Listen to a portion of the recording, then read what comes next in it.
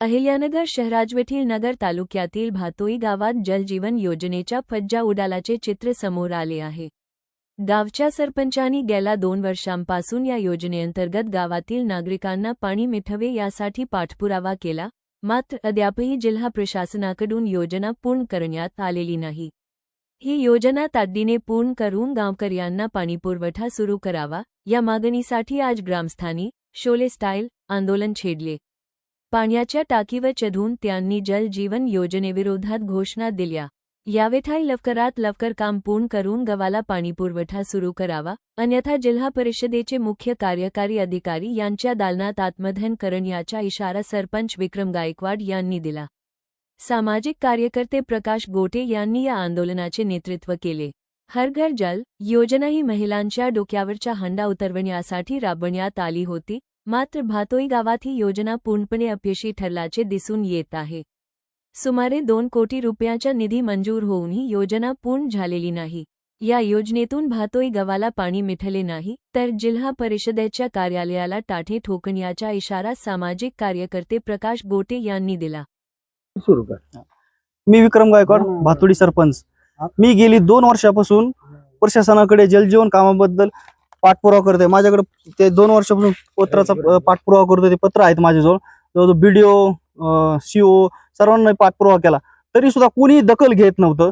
तरी आम्हाला पर्यायाने ह्या आंदोलनाला सामोरे करावं लागलं आंदोलने। आणि आता सुद्धा कोणतंही गांभीर्य प्रशासनाला नाहीये, एकही प्रशासनाचा व्यक्ती इथं आलेला नाहीये।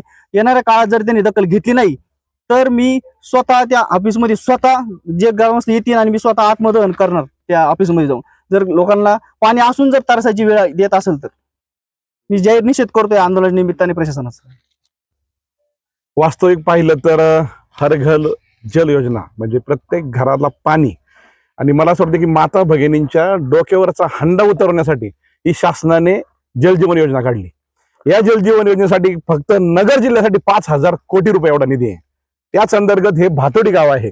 या गावाला जलजीवन योजनेअंतर्गत 2 कोटी रुपयाचा निधी मंजूर झाला, परंतु सातत्याने मागचे 3 वर्ष झाले हे काम सुरू आहे। काम अद्याप पूर्ण नाही आणि आता हा उन्हाळा आलाय, 10 ते 20% काम राहिलंय।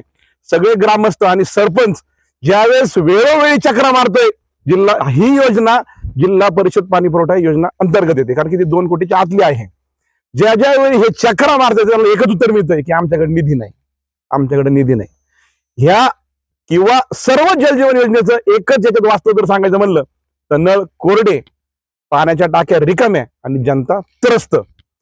आज आम्ही शोले स्टाईलने भातोडी गावात आंदोलन केलंय, उद्या रस्त्यावर उतरू आणि जर वेळ पडली तर जलजीवन जिल्ह्याचे जिल्हा परिषदेचे मुख्य कार्यकारी अधिकारी आहेत त्यांच्या दालनाला टाळ ठोकू, पण या भातोडी जलजीवन योजनेचं पाणीच बाहेर काढू।